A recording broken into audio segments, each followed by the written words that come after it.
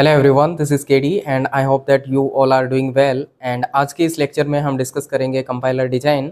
So will start with the basic of compiler design and after that will go towards the advance level.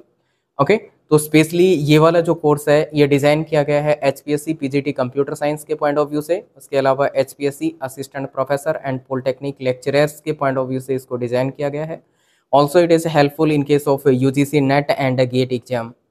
Okay, तो चलिए एक basic level से start करते हैं और उम्मीद करता हूं कि ये कोर्स आपको आसानी से समझ आ जाएगा। जनरली स्टूडेंट्स को डिफ़िकल्टी होती है कंपाइलर डिज़ाइन में, बट मैं इंश्योर करता हूं कि डेफिनेटली आपको कंपाइलर डिज़ाइन समझ आने वाला है, तो इसमें कोई घबराने वाली बात नहीं है। तो चलिए कंटिन्यू करते हैं। तो देखिए, कंपाइलर डिज़ाइन की बात करें तो फर्स्टली हम बात करते हैं रेफरेंस बुक की। तो यहाँ पे हम फॉलो करेंगे reference book as a just a minute, yes.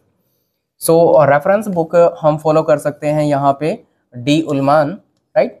So D Ullman को हम यहाँ पे फॉलो कर सकते हैं। उसके अलावा देखिए, आपका जो पॉइंट जो आपका एग्जाम है वो मोस्ट प्रोबेबली जून में होने वाला है। जैसे कि PGT की बात करें, असिस्टेंट प्रोफेसर की बात करें, या फिर आपका UGC नेट की बात करें, तो आपके ये जो एग्जाम्स हैं ये आपके जून में होंगे। और अकॉर्डिंगली आप क्या कर सकते हैं, रेफरेंस बुक को फॉलो कर सकते हैं। अगर आपके पास टाइम है तो आप फॉलो कीजिए, अदरवाइज ऑलमोस्ट सारे जो भी टॉपिक्स होंगे उनको एक अच्छे लेवल की कवरेज यहाँ पे दे दी जाएगी। तो अलग से आपको ज़्यादा नहीं पढ़ना पड़ेगा, फिर भी टाइम है तो आप पढ़ सकते हैं। ओके, तो रेफरेंस बुक हमने डिस्कस की है। उसके अलावा ये मैंने ऑलरेडी बता दिया है कि इन सभी कोर्सेज में ये क्या रहेगा, हेल्पफुल रहेगा। Okay, next thing is compiler design. तो बेसिक से स्टार्ट करते हैं। कंपाइलर डिजाइन क्या है? कंपाइलर डिजाइन की बात करें तो यहाँ पे कंपाइलर क्या है? Compiler is a software. Okay, compiler एक सॉफ्टवेयर है जो कि क्या करता है, ट्रांसलेशन का काम परफॉर्म करता है, right. It is use to do the translation. क्या ट्रांसलेट करता है, क्या ट्रांसलेट करने का काम करता है? ये सोर्स कोड को ट्रांसलेट करेगा किसमें? ऑब्जेक्ट कोड में।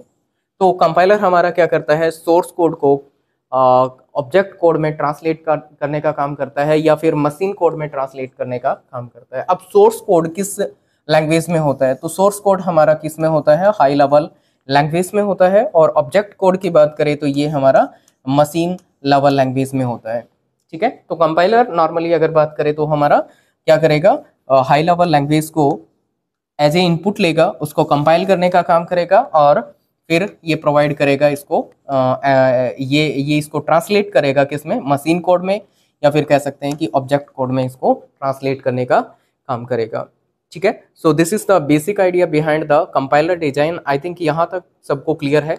अब नेक्स्ट मूव करते हैं। नेक्स्ट देखिए, नेक्स्ट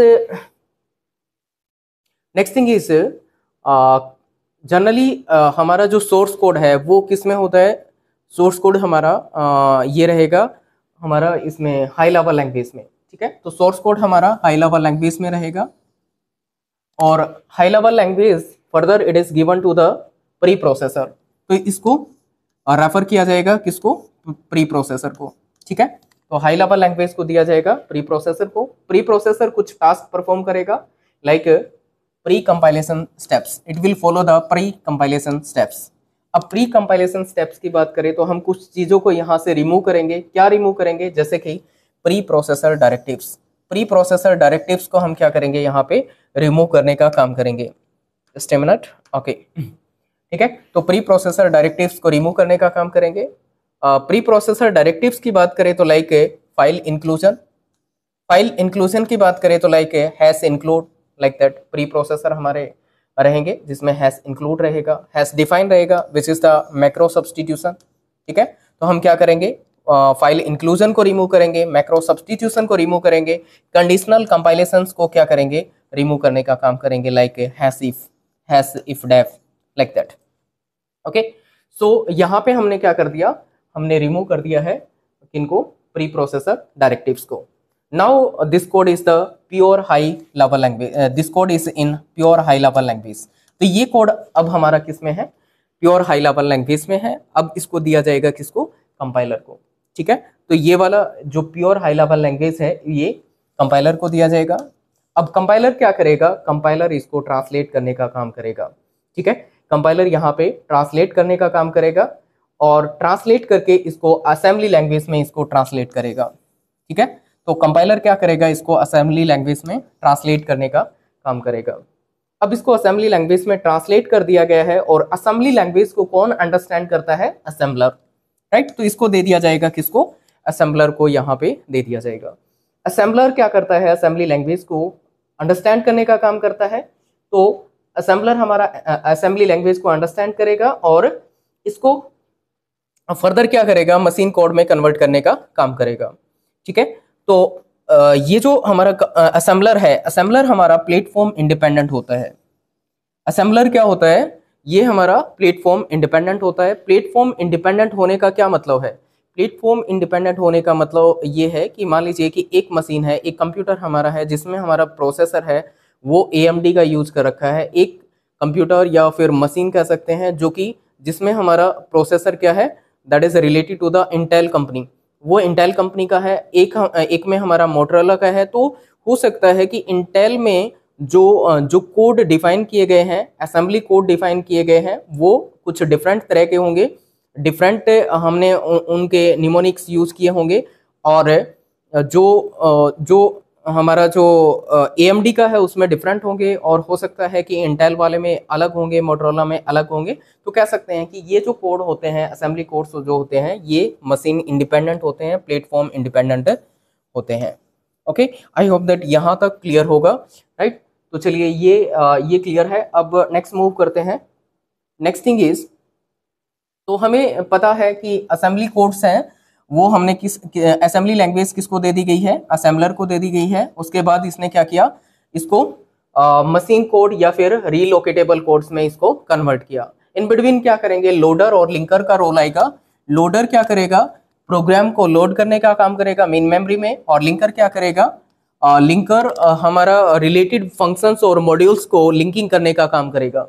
ठीक है, तो ये रिलेटेड फंक्शन और मॉड्यूल्स को लिंकिंग करने का काम करेगा, और लोडर क्या करेगा, प्रोग्राम को मेन मेमोरी में लोड करने का काम करेगा, राइट। नाउ इसको क्या कर दिया गया है, कन्वर्ट कर दिया गया है मशीन कोड में, और रीलोकेटेबल कोड्स में इसको कन्वर्ट कर दिया गया है, और फाइनली इसको क्या किया जाएगा, एब्सोल्यूट कोड में कन्वर्ट कर दिया जाएगा।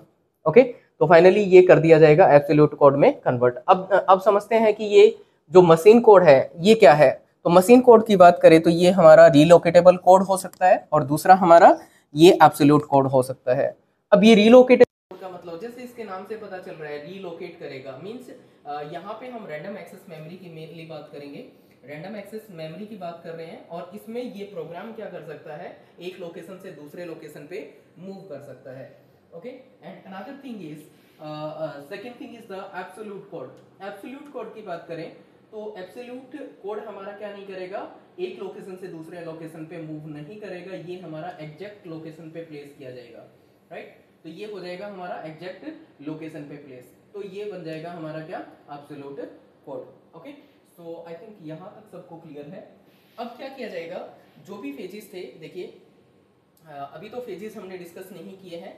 तो नॉर्मली क्या था, ये कुछ मॉड्यूल्स थे, जैसे कि प्री प्रोसेसर है, उसके बाद कंपाइलर है, उसके बाद असेंबलर है, और उसके बाद हमारे पास क्या था, लोडर और लिंकर का रोल आएगा। इन सबको क्या कर दिया जाएगा, एक सिंगल टूल में बाइंड कर दिया जाएगा। देखिए एक सिंगल टूल में इनको क्या कर दिया जाएगा, बाइंड कर दिया जाएगा, जैसे कि for example turbo C++, right, GCC।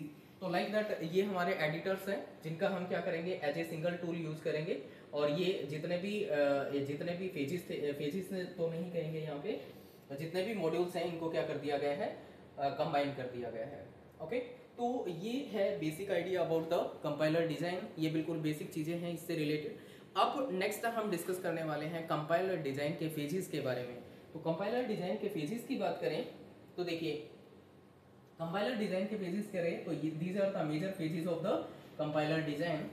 One is the lexical analyser, syntax analyser, semantic analyser, intermediate code generator, code optimization and target code generator. These are the major phases of the compiler, right? Okay, तो ये जो phases हैं इनके बारे में हम next video में discuss करने वाले हैं। आई होप दैट यहाँ तक आपको समझ आ गया होगा। नेक्स्ट वीडियो में हम डिटेल्ड मैनर में phases के बारे में डिस्कस करेंगे, किस फेज का क्या वर्क होता है। ओके। तो मिलते हैं फिर नेक्स्ट वीडियो में। ओके, तो वीडियो अच्छी लग रही है तो आप चैनल को सब्सक्राइब कीजिए, बेल आइकन को दबा लीजिए ताकि आपको नोटिफिकेशन मिल जाए नेक्स्ट वीडियो के लिए। ओके, तो चलिए फिर मिलते हैं नेक्स्ट क्लास में।